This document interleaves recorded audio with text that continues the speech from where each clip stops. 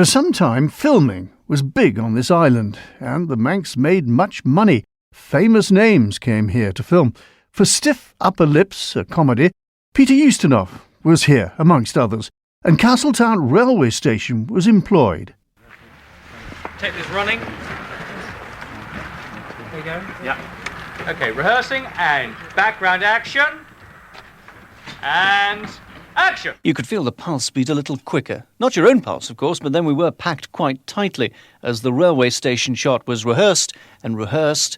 And while I was waiting, I sought out line producer Simon Scotland for a few words on what was going on. At Castletown, we're here basically all of today to shoot the exteriors of the train, and then when you actually see the film finished, the image is shot inside the train. We're actually going to be shooting down in the shed in Douglas and then putting the images in the background, because it's just not the scenery you see on the Isle of Man here. There's some rather bizarre events that will be going on in the background, so we have to do it both ways. But it's a full day here out of the station. There's this famous thing about you have to shoot about 6 weeks to get about 2 minutes film. I mean, how much film would actually be shot here? How much will appear in the actual finished product? Right, we would probably actually load about 3,500, 4,000 feet of film stock through our camera in any one day. And if we get 3 minutes, we're doing very well. 3 minutes? 3 minutes a day, and there's 75 people here. I suppose you're fortunate the sun's shining today. You couldn't get a much better day in March. Does that help your cause? It does help us, of course. The only problem with sunlight here is we've got a great big engine shed that's casting a large shadow, which means our lighting people have to sort of put some sun in where the engine shed was. There's always a black lining to your solar cloud, yes.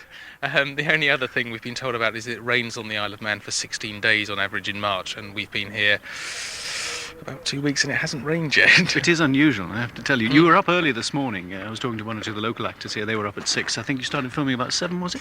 I think, yes, we're on set at 7. First of all, a little bit further down the line. Down in Douglas, yeah. Down in Douglas, shooting basically the train passing through the countryside and through a few tunnels just to cut in. But this is the meat of the scene. It's from the opening of the film where the two leading gentlemen arrive back home for the start of their journey around the world. It's a fairly small train. I mean, is that sufficient for your purposes? Yeah, it's a very cute train, and it's fairly comical, and it's a comedy, so it doesn't really matter at all. Cute?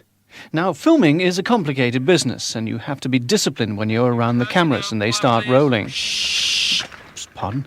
At one stage, a car wash opposite started up, so a man had to be stationed next to it to stop it being used when actual filming was underway, or the shot might have to be scrubbed. A clumsy pun, but all I could find.